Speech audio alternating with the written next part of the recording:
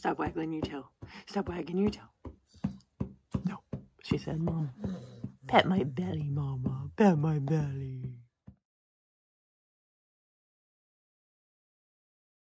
Good morning. I wanted to take you guys with me on some chores this morning.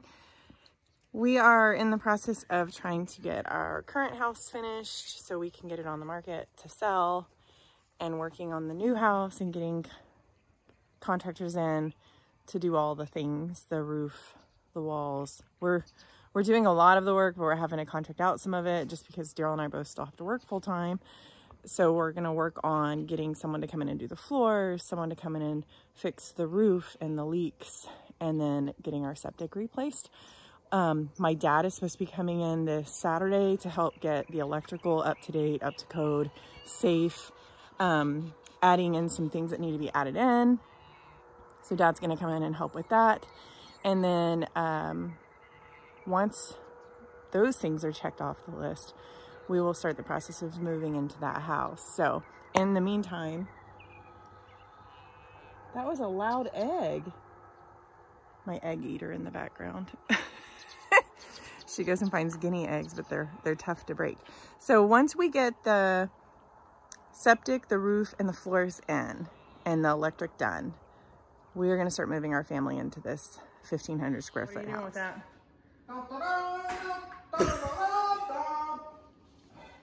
I feel like I'm really about food. And that means right now I'm trying to figure out how much time and energy do I want to put into what's left of my garden for the fall. I am definitely working on the soil at the new place already. So this is actually, it is about 15 by 20 feet, so about 300 square feet of gardening, because I feel like if I can get that fixed and ready to go for the spring, I'm gonna be one step ahead. And I can kind of, each time I go, put a little bit of energy into it without feeling completely overwhelmed by it. And like I said, it's 300 square feet. It's not 3,000 or 6,000, but eventually it will be. But I need a starting place, and I especially need a place to start growing in the spring. But the more that we've talked about that, the more that I asked Daryl, I was like, do you realize you're making me start over?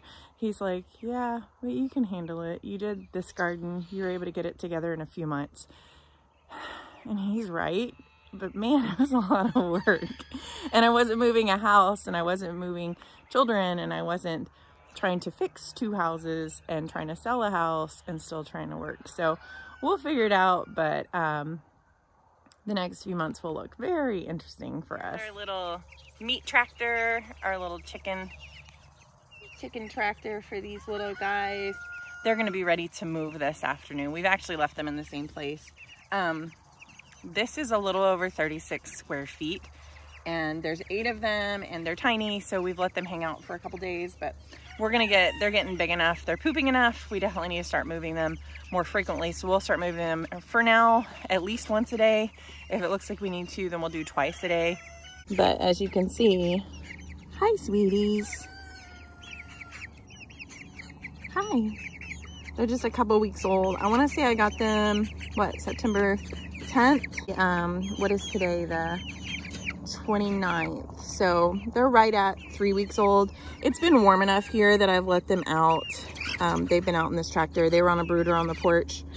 So I feel like they're doing pretty good. And we are already setting up for our processing November 5th. I've got a little, hi princess.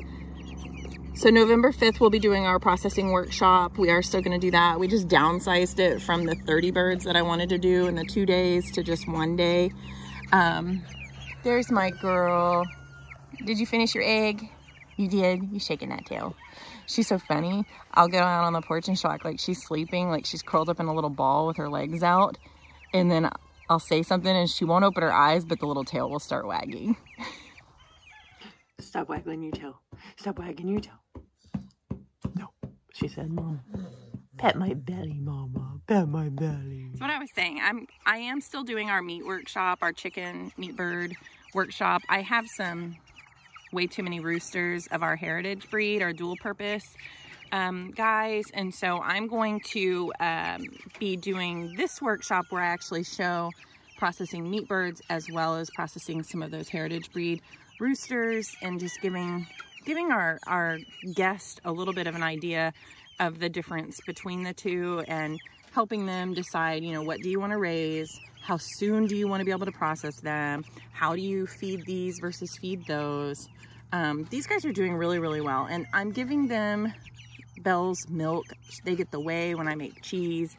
They get some of her buttermilk when I make butter, but they're getting the whey, the buttermilk, and then the extra milk in with their feed, just to get a little extra protein. I feel like they're doing really, really well. And they're even doing well out here. Somebody's hungry. She found me. Hey, Willie. Is it time? It's time.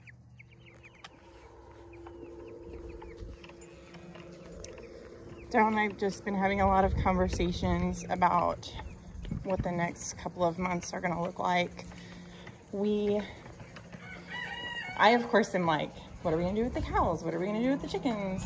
I'm gonna do this because you'll see Willie come up. She's hilarious. Hey, Willie girl. I'm concerned about where we're gonna be putting our cows, and I'm concerned about the different types of wildlife that's out there. Hi, baby. Are you hungry? Are you hungry? I'm getting your food. Yeah? I know that out here, we've been very blessed. We have predators out here, but what we have is like vultures and hawks. I know there's coyotes, I know there's fox, I know that there's raccoons, and maybe it's because our dogs are so good at being noisy. Those things have not yet been an issue. The bunnies get into the garden. I mean, out of all the things, that's probably the least stressful, other than they eat all the green beans. And I know we have snakes out here. I know that we have possums. I know that we have, what else was getting, oh, armadillos. I don't think they've been as big of an issue, but we definitely have armadillos out here. So there's some digging and that kind of thing, but overall, we've done pretty well here. But we don't have a lot of trees. We also have a skunk. We have like a weird skunk. Here, hi honey. She knows I love her, even though she thinks I'm mean. She always walks up when I'm processing chickens, and I feel horrible, but she also is not capturable. Like, I cannot touch her, so that makes it hard too. Anyways, all that to say, where we're moving does have a lot of wildlife, and I'm not sure that we're going to be able to protect, I don't want to say that, we're going to protect our animals, but I'm just afraid we really don't realize how bad it is, and we're not going to realize how bad it is until we get there. There's just a lot more trees, there's a lot more, say hi, hi, she'll follow me. She's gonna show me where to put it. Show me where to put your food. Show me. Where does it go? Does it go over here? Yep, she says right here. Right here. I'm hungry. There's Willie. You see, thank you? Oh, you can't help but love her. How long has that sprinkler been stuck like that? My poor birds, they're like, it's raining. I guess I'll go fix that before I try to climb the fence.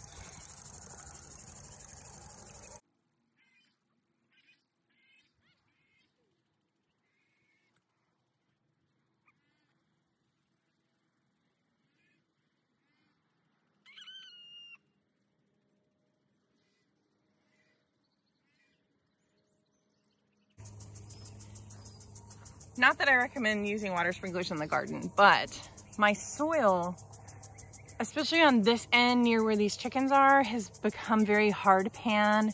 I think after our drought, and then even after the rain, it just did not retain that moisture well. And so I'm trying to kind of protect that soil right now. So I'm sprinkling in the morning when it's cool and dry. The sun is going to come out. It will dry all that up before the end of the day. So I'm not sprinkling at all at night, and I'm only using the soaker hoses in the afternoon, evening time to water the actual garden itself. But for whatever reason, even in the paths right there between that front hedge of plants and the rocks, seems to be getting hard pan, like there's big cracks in the soil. And I want to keep that, the more supple that I can keep that soil, I feel like that's going to help kind of feed into the soil of the garden. And so I want to keep that as healthy as possible. Yes, we walk on it. It's going to be a little bit more compact than the garden itself, but I just want to create a good space. Because down the road, whoever buys this homestead may want to change up the garden, and I want there to be good soil in the whole garden, not just on a couple of rows. So here's my girls. These are probably going to be the first thing that we move for the farm. We are going to be neighbors with my mother-in-law. So we've been talking to her about bringing these guys out and letting them go on and stay out there with her, so we can kind of see what the situation is. We did not need to come in here to have water. We want to see what the situation is going to be for them before we get out there. This is a really solid coop. She will have to go and close them in every night and let them out every morning and make sure they have food and water. Like I said, it's a pretty solid coop, so I feel like they're going to be safer. One of the things Daryl and I haven't talked about, we've never energized this fence. I know, bad choice. We never energized this fence. It was mostly to keep them off of our porch because they're constantly pooping on the porch. We are going to need to buy energizers. And so that's a different conversation that we're having. Is we haven't had to have energizers on stuff. It's mostly been perimeter fences just to keep them in and to kind of keep stuff out. Now we need to start having a conversation about how are we going to keep predators out. And the same thing with the cattle. We're going to have to figure out what we're doing with them. I've wanted to do this the whole time. We've talked about rotational grazing. We have places at the new farm that we can graze rotationally. There is currently a lease on the pasture out there. It's got a little over a year left. And the gentleman out there, I love him. He's going to teach me. He's already been helping us. He is the one that let us rent his bull. And, but his cattle are out there. So we've got to have our own space for our cattle. We haven't broached the subject with him. I don't know that he's going to want us to have our cattle with his cattle. So these are just conversations that we're having to have. And the other thing Daryl told me is the other day he saw Hershey, which is our other dairy cow. I don't know if you see her out there. She's the dark one closest to us right there. So he saw her trying to mount one of my Angus cattle, and that makes me think she's not bred. We had a bull out here for 2 months, no, 45 days, which should have been 2 heat cycles at least, and she's not bred. So now I have to start having different thoughts and conversations because I'm planning on getting Belle bred in February, and I really need Hershey bred so that in my dry off period with Belle, Hershey will have milk. I don't want to be without milk. However, I mean, we had live cover. It was hot. I will say that. It was in probably the hottest time of the year. So we did get rain during that time. The weather did get a little bit better, but it was still very hot. So we'll see. I'm just not excited about having to, because now I'm either we're going to have to put her with one of the bulls at the other land, or we're going to have to get her AI'd. And both of those seem not fun.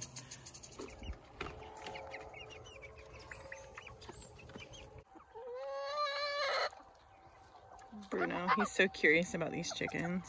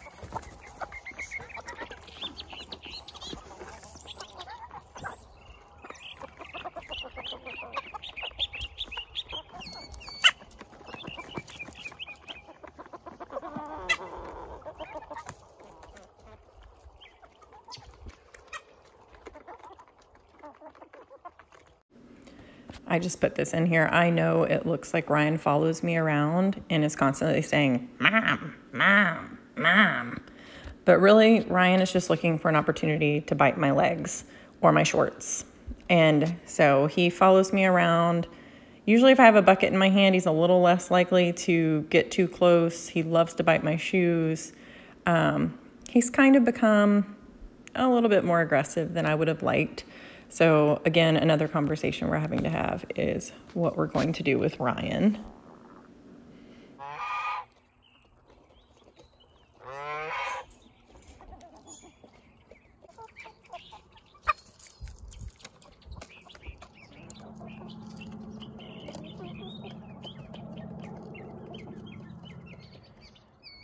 So yeah, it does get frustrating sometimes to feel like we've worked really hard since February to get this garden put in and to grow food.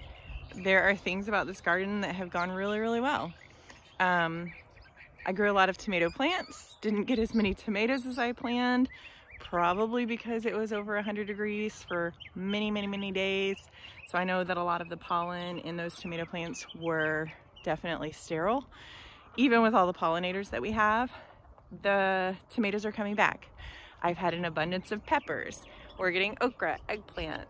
My melons did really well. We were able to grow potatoes for the first time. We did get 2 ears of corn out of trying twice. I'm about to dig up our sweet potatoes this coming week. They're smaller, but it looks like something's already starting to nibble on them, so I'd rather just get them out of the ground. Success is also measured by what you learn. So I know that it's going to take this garden several growing seasons, potentially several years, to get that soil really where I want it, to hit that sweet spot. But I know how many people struggled this year with growing a garden at all, especially with our heat and drought.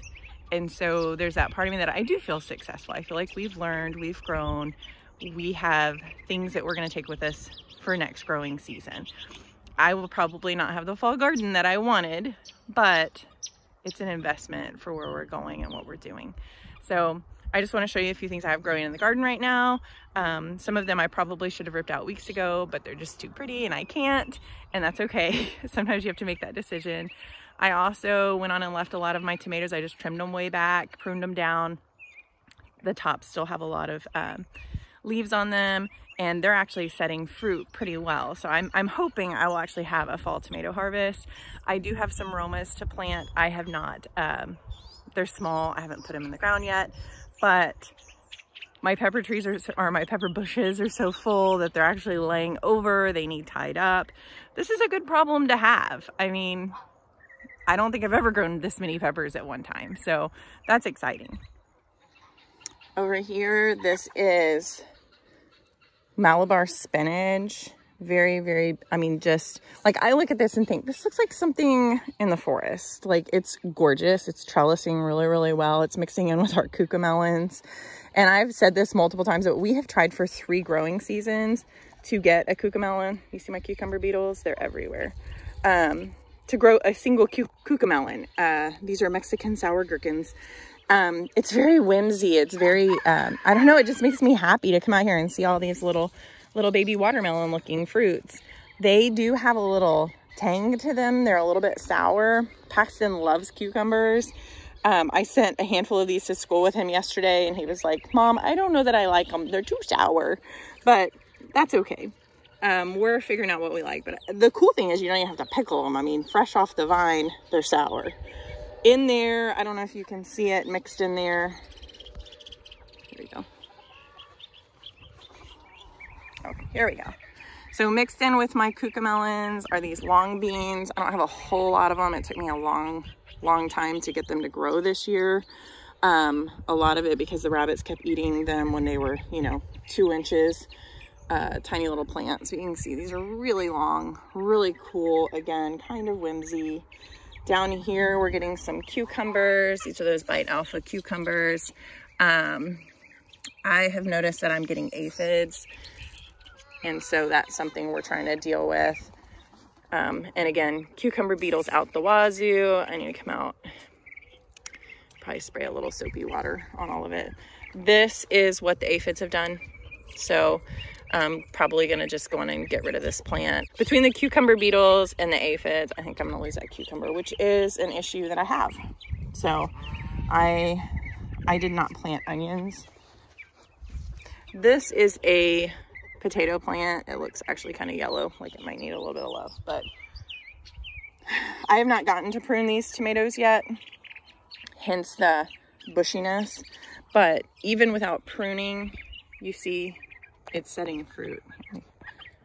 It's still setting fruit. I think it would do better. There's actually 2 plants in there. That is not this plant. So this is my blueberry cream.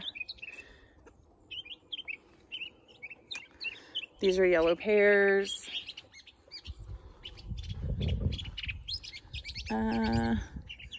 I don't know if this is my sweets, my little sweet cherries. I ended up cutting out some of them. This is where the corn was. That's been pulled out, except for those 2. I felt like they deserved a chance. My sweet potatoes, I did dig up a little bit yesterday, and I sent a video to my dad. I was like, do you think these are ready? My sweet dad was in the middle of a procedure. See how something's already getting to him? These are little.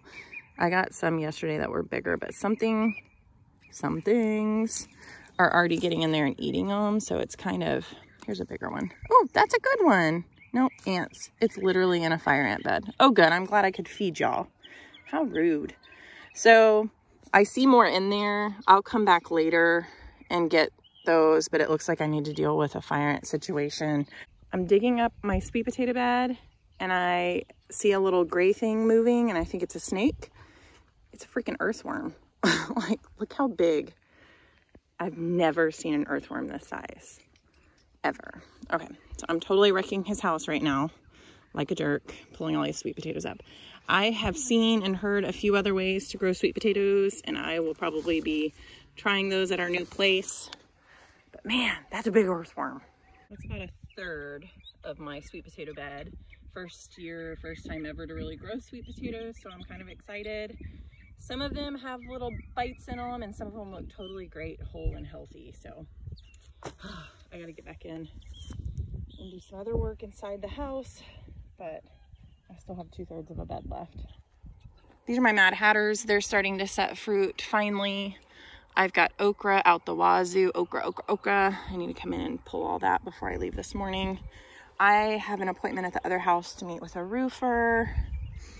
But look at these tomatoes, y'all. I've waited all year for tomatoes. I'm so excited. My blue cream. So yes, this is a mess. Yes, I'm aware. No, I'm not happy about it. I have not had time to get in there and do anything about it. My one jalapeno plant has grown up. This is the start of it. This is my one jalapeno plant. It has actually grown up into, you see all the peppers it's producing. It's grown up into that tomato plant. I actually can pick jalapenos from the other side of this trellis. I just harvested yesterday probably 20 corbachis off of this plant, and you see it's still setting more fruit. It still had some that weren't quite ready yesterday. That is a sweet pepper plant over here. And it's got a lot. I think I pulled 15 peppers off one branch yesterday that I accidentally mowed over. This is sweet bell peppers. See how it's bending over? Like, this is supposed to be up like this. But I'm getting some bell peppers on there, bigger bell peppers than I've gotten all year.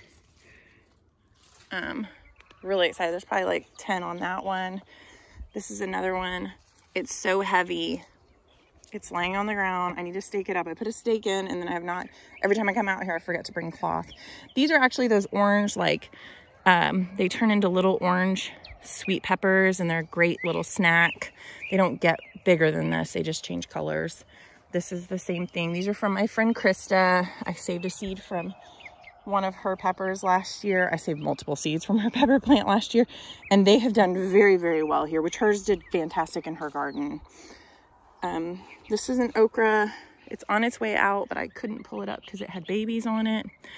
More corbachis. Over here, this is a trap crop. This is a blue Hubbard squash. It actually, I planted it over there. It has come all the way over here. I have mowed. Yesterday I mowed because it had actually grown all the way across, and I've decided the snakes are out. They're getting ready to hibernate.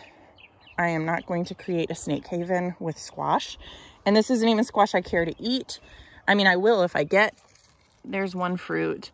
But what it does, this is where the cucumber beetles and the squash bugs are supposed to go. They're supposed to be more attracted to it. This is asparagus that's going to seed. These are my second year asparagus. First year, second year. Second year, you can tell the difference. So first year I planted these as seeds early spring, and they're actually doing really well in this asparagus bed. Unfortunately for me, I am not going to get to reap the harvest of those asparagus because they need to be in there 3 years. But the person buying our place, they will get asparagus. Over here, more okra, that whole thing I'm harvesting at least once a day. And I still miss stuff. This guy's gonna be too woody. I try though. I try hard, and I think that matters. This is my zucchini rampicante, and it is like a green, I'm lying.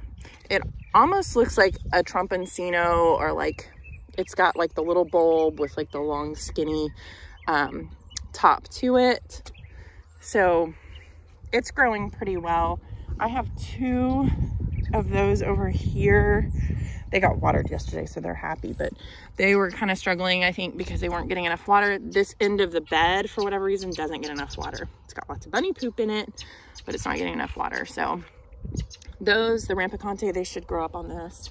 But I wanted to try one over here without a trellis, and we'll see how it does. I may end up putting a trellis in after the fact, which is not recommended. I am harvesting eggplant every single day. I've been harvesting my rositas about this big, and they taste better. I still have not figured out how to do the black beauties. This little bell pepper has grown up into a rosita.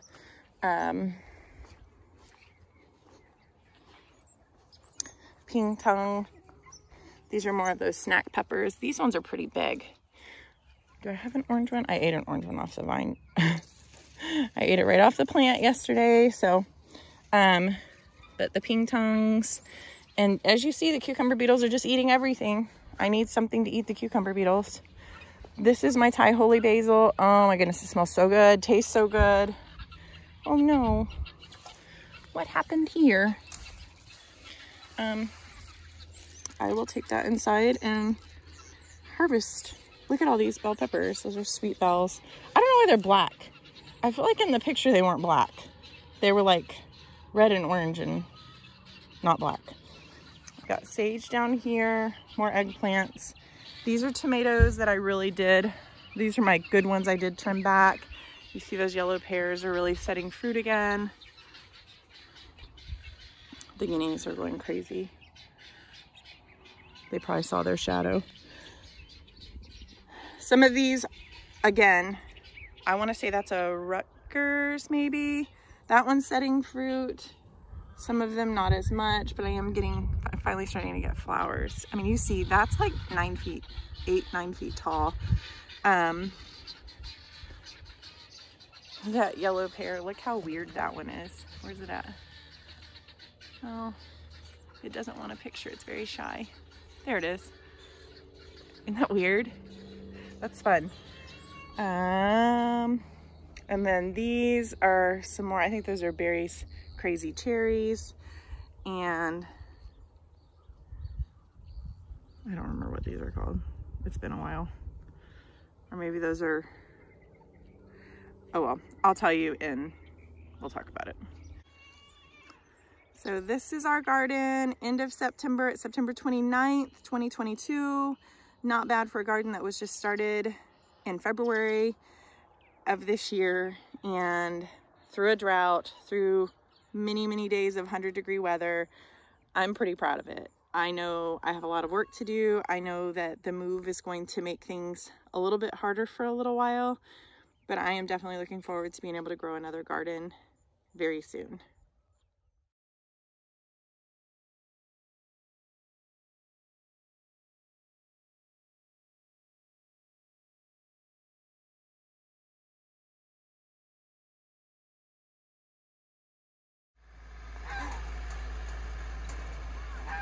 Pick it up. Let's go. Just take it with us. It's heavy, isn't it? It's gonna knock you over.